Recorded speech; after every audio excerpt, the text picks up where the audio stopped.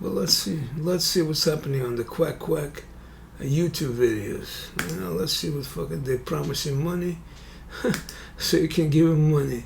And how do they get money? These YouTube people, yeah, the more viewers they get, the more money they rake in the dough and shit.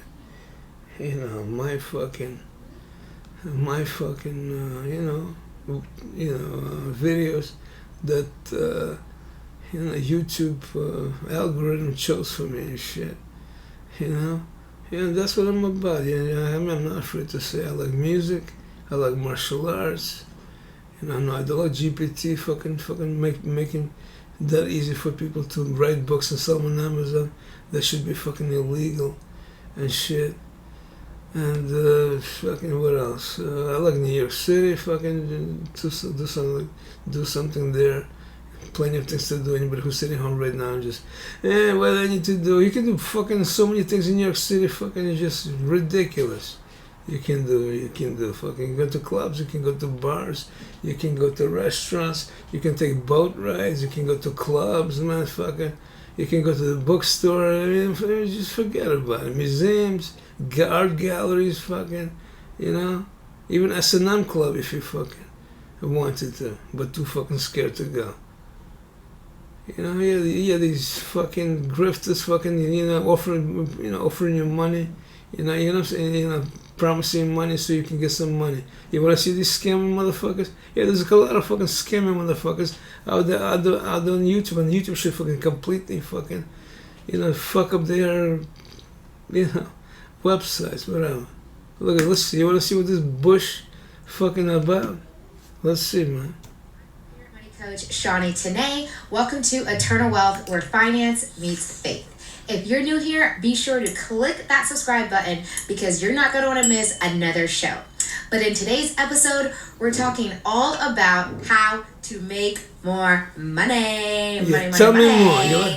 And so make sure you stick around to the end because I'll also share one resource that will help you make money faster and one action that you can take this week to see immediate results with generating income. So I have a question for you. Do you want to make more money, but you're stuck? Maybe you have fear of failure, afraid to take a risk or try new things. Maybe you lack confidence and you're doubting your abilities, which limit your willingness to act. Maybe you have limited skills or experience, and so you struggle to find well-paying jobs or struggle to start a business, or maybe you just don't know what to do using the skills that you do have. And maybe you just have a negative mindset, pessimistic, complaining all the time, which ultimately limits initiative. So whatever the case may be, you are in the right place because we have solutions. We are currently in the Money Talk series where we are normalizing talking about money. Because let's be honest, people don't talk about money. It's like money is this hidden taboo topic that we just skip over. And so what we're doing is that we're having people submit anonymous stories where they're telling me their issues. And then on this show, I'm going to provide real solutions that are based in biblical principles. So if you have a money problem or you're dealing with something that you need help with, you can submit a written anonymous story by going to the link in the description. I won't know who you are. The listeners won't know who you are. Completely anonymous. Okay?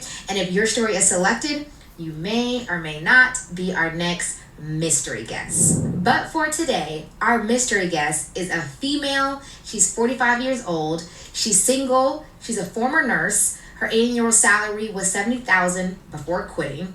And her average monthly expenses are $3,000 a month. And she's located in the suburbs of the United States. So her identity has been concealed for privacy reasons, but we will call her Samantha. So here's what Samantha has to say. Yeah, what do you have to say, I've always been a Samantha? caregiver. I loved my job as a nurse, but when my mother fell ill, I had to quit and take care of her. The bills started piling up and my savings dwindled. I tried to find part-time work, but it was tough with my hectic schedule. I felt trapped, like I was drowning in a sea of debt. One day, I realized I couldn't keep doing this. I had to find a way to make money, and fast. I started thinking about my hobbies. I've always loved baking, and I'm really good at it, so I decided to start a small bakery business from home. It was a long shot, but it was my only hope. I poured my heart and soul into my creations, hoping that people would love them as much as I did. But no one bought my stuff, and I ended up wasting so much money. I need to find a way to make money, but I need it to be from home since I can't leave my mother's side. What can I do? Samantha, thank you so much for sharing your story. Taking care of a family member is a tough task to take on, so bless you for giving up everything to help your mother. Honestly, not many people would do that, and so you should be so proud of yourself for taking on that all by yourself. But at the end of the day, I get it and totally understand that you need to make money. So if you are listening and you're in the same boat as Samantha and need to make money right now, put "I'm a money maker" in the comments, okay? I'm a money maker. Words are powerful, and we must start speaking it, believing it for it to become true. So all of my money makers, where y'all at? Let me hear you say "I'm a money maker" in the comments. Drop that in there. I will pray over each of you money makers. And so I'm really excited to share 3 tips with you that will actually help you become a money maker. And so before we get into the tips, let's take a look what God has to say about making that moolah, okay? Because it's story time. Let's take a look at the story of Elijah and the widow's oil in 2 Kings chapter 4, verses 1 through 7. So imagine this. You're struggling to make ends meet. Bills are piling up, and you're worried about losing everything. Sounds familiar, right? Well, the story of Elijah and the widow in 2 Kings 4, verses 1 through 7 is a classic tale of financial hardship and a surprising solution. The widow in this story was facing a tough situation. Her husband had just died, leaving her and her son with little to no income. And to make matters worse, a creditor was threatening to take her sons as slaves to pay off her debt. Now that's serious. And so it was a pretty dire situation. But Elisha, the prophet, had a plan. He told her to gather all the empty jars she could find and fill them with oil.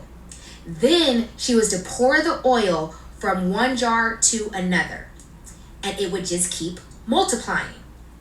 She followed his instructions, and before she knew it, she had enough oil to sell and pay off her debt and even have some left over. And so in 2 Kings 4:5, there's a key verse that says, "Go out and borrow empty jars from all your neighbors."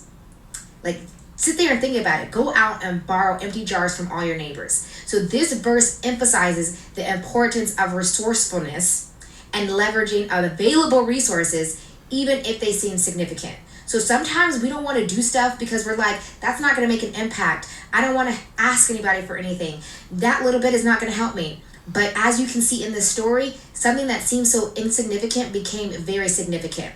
And then in 2 Kings 4:6, it says, "There is not a jar left." Then the oil stopped flowing. And so look at this, you guys. The oil stopped pouring only when they ran out of containers. So the number of jars they gathered was an indication of their faith.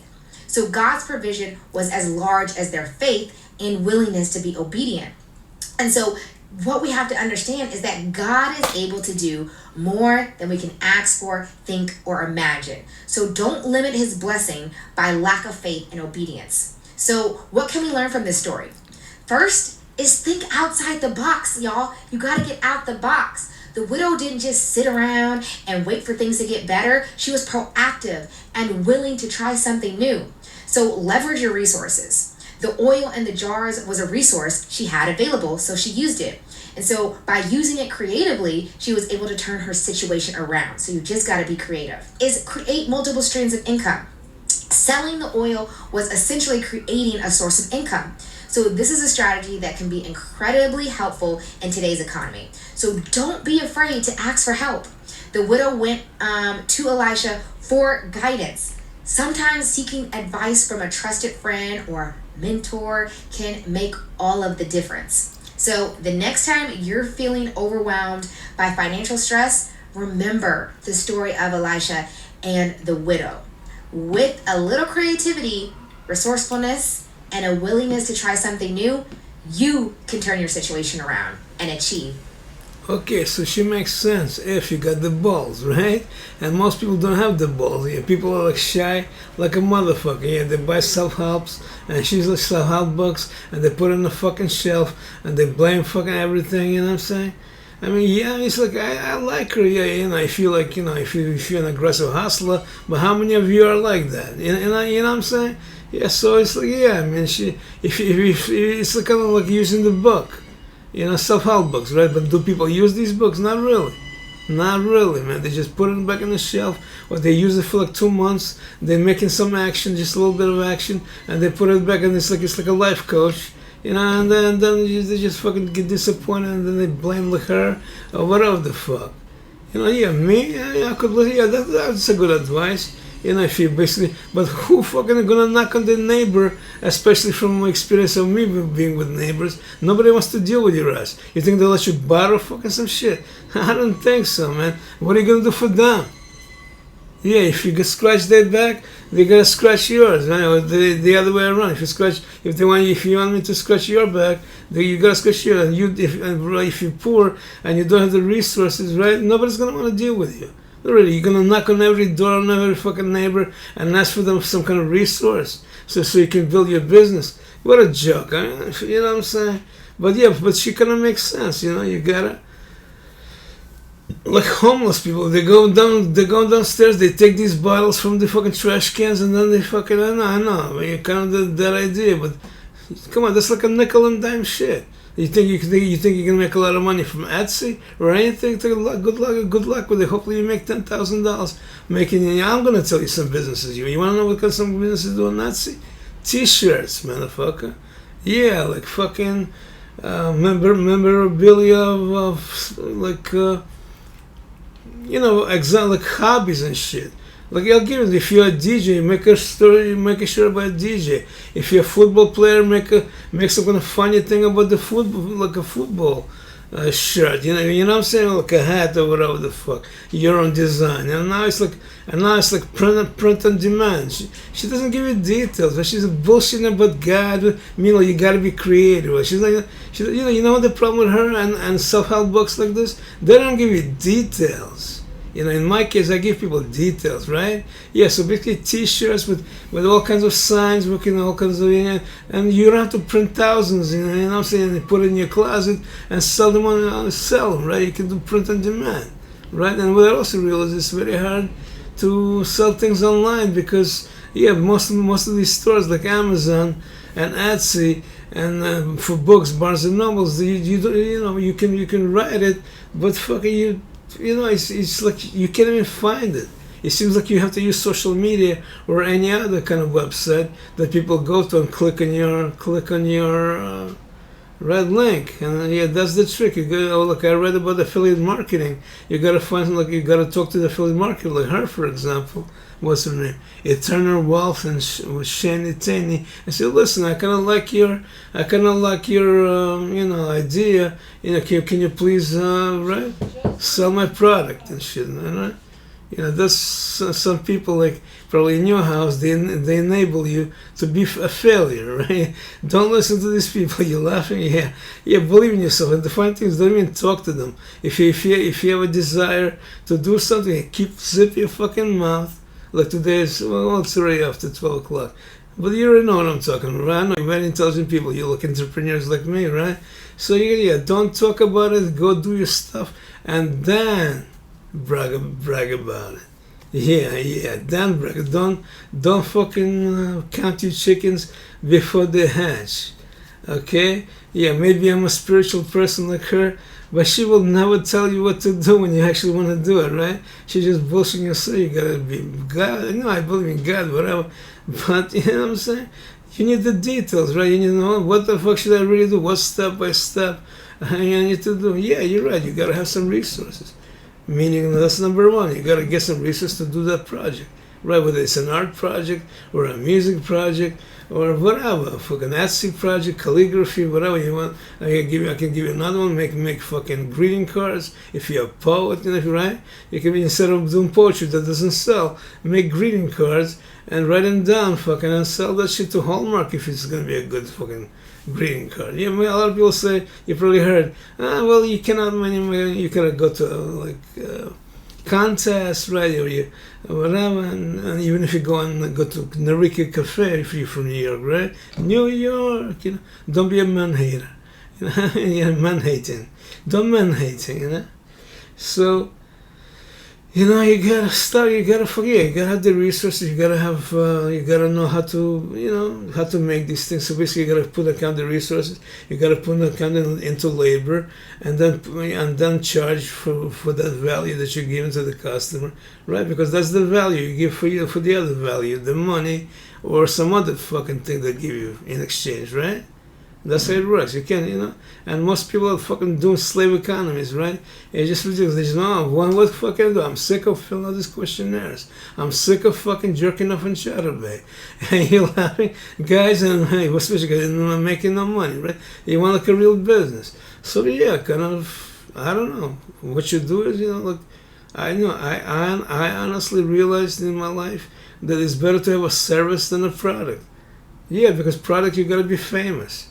Right, especially most people would not gonna go outside and go to the market, and go to the market fucking and sell the shit. And even then, you gotta be humble. Maybe you sell from 0 to 30 products.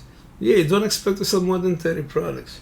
Yeah, that's some research, all right? And that's why I'm here. I'm giving you this information. And if you wanna, follow me on my YouTube channel, which I'm gonna put in, be my guest, Yeah, I'm gonna do all kinds of entrepreneurial and how to be in a relationship, and maybe I'm kind of chunky. I will help you how to lose weight. For me, why it's gonna look hypocritical. I have diabetes, but like when I was younger, I was skinny. I was working out. I was doing martial arts. I'll be doing all kinds of videos on YouTube. This is my primary. Let me introduce myself. My name is Lev Mentrainpov, and I do books. I have 2 books, but let me earn that right for you to buy those books first, right? Right. So you want to see what kind of information I got, right?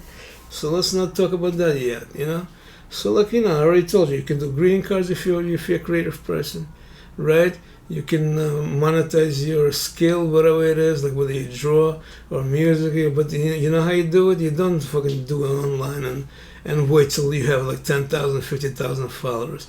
You go out and you get the business cards and you go knock on doors. Yeah, like old people like me. Yeah, right? You knock on doors and you say, hello, hi, my name is Alex. What is your name? My name is Marie. Oh, Marie, would you be interested in the product I have to sell? And I said, yeah, okay. So you talk a little about it, make it attractive enough, package it attractively, be dressed nice, right? Like you're a businessman or a businesswoman, right? And as soon as the question is, how much is it, right? After you attracted her, then you give a little higher than what she pay you, because on the street it's a little different. You ask for 12, they give you 10. You ask for 10, they give you 8.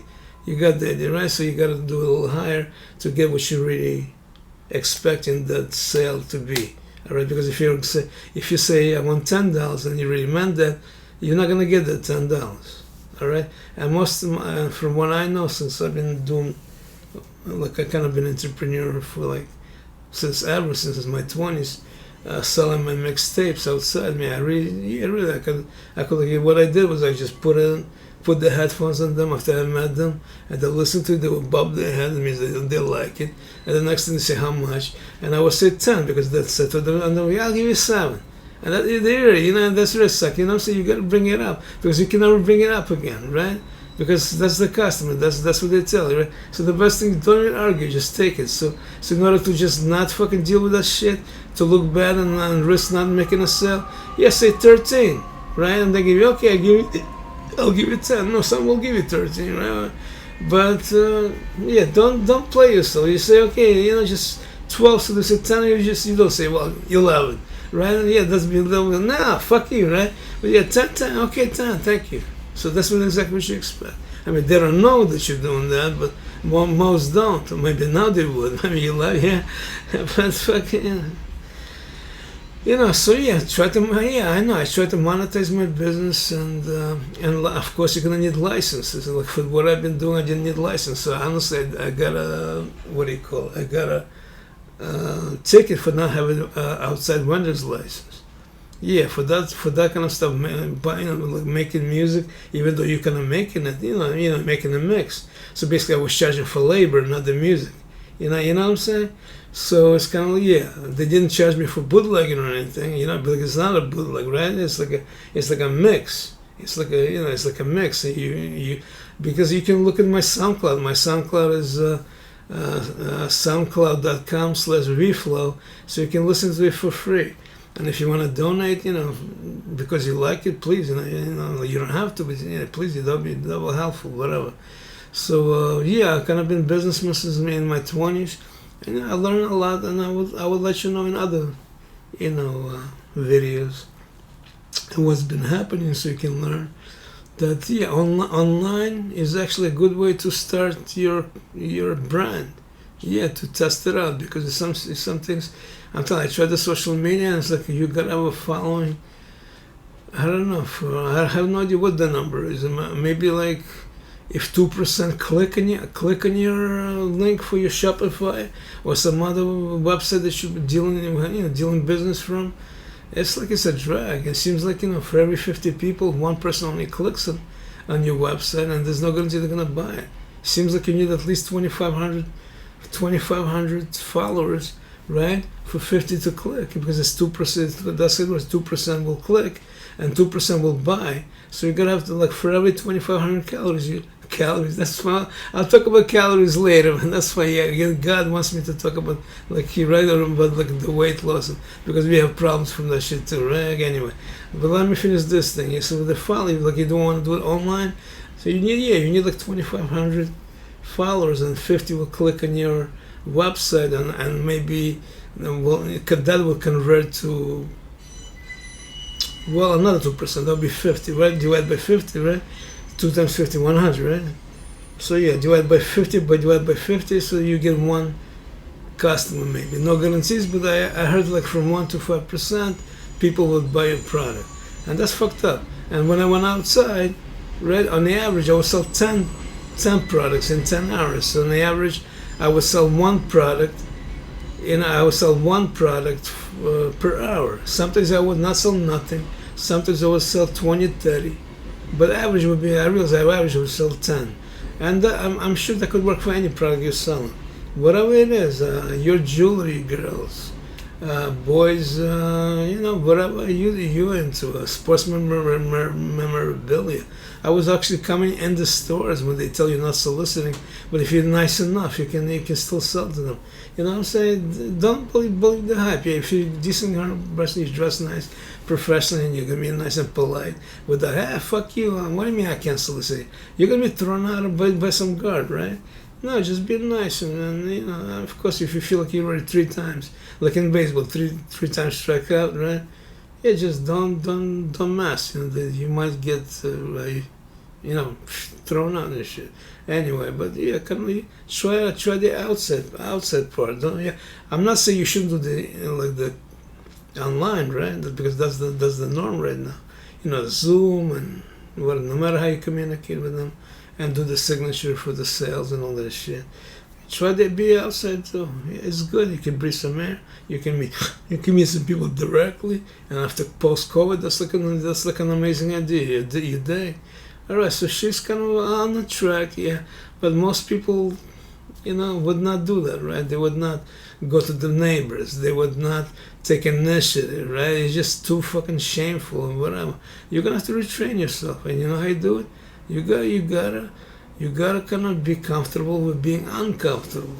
Yeah. That's the trick. You gotta be uncomfortable. You're gonna feel like, it's kind of not me, but I'm an introvert inside. I'm a creative person. I do this. I wish somebody did this for me. And there are kind of people like that. They will promote the products for you. But all that fucking. Part my language, but it's okay, right? Part something from the streets, right? Whatever. So part of the game is that they're gonna take a lot of profit from you. Like, let's say you're a concert promoter, right? And if you're a concert promoter, that means you will promote somebody. So that's hard. But most people like me, for example, are really like shy and they're creative, and they wish somebody else would do that for them, right? And this is a special people who go out and sell. They're taking risks, they're facing rejection, all this shit. So yeah, they're looking to get at least 50% from your business. And like I said, for a newbie, you already know, oh my God, but I'm not gonna make that much money. Well, that's what you're gonna have to go through. As long as you're young, and you can invest like 3 years for barely making money. At least you're gonna make money. It's not like you volunteer and making no money at all. You see. So after 3 years, when you be able to sell 300 tickets, from your show, then you can get an agent. And an agent will continue on your career. Yeah, they will take 10%.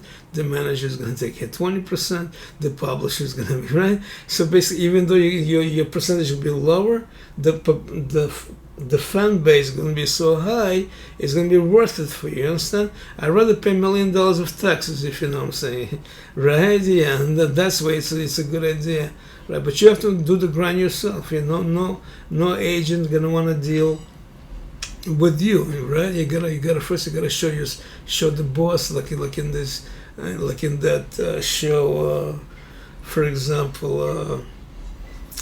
Shark Tank, like they invest in you when they find out you're a success, and not just telling out that basically they're not going to give you money, they're not going to give you help to make you bigger unless you already have some kind of success, right? And most of you well, I should find a promoter, but they're going to say, well, nobody knows you. How can I promote you in a club or a concert? You're not going to be able to sell tickets for us. Do you understand? So yeah, so you're upset about that. Yeah, you're gonna have to go. I know you're shy, whatever.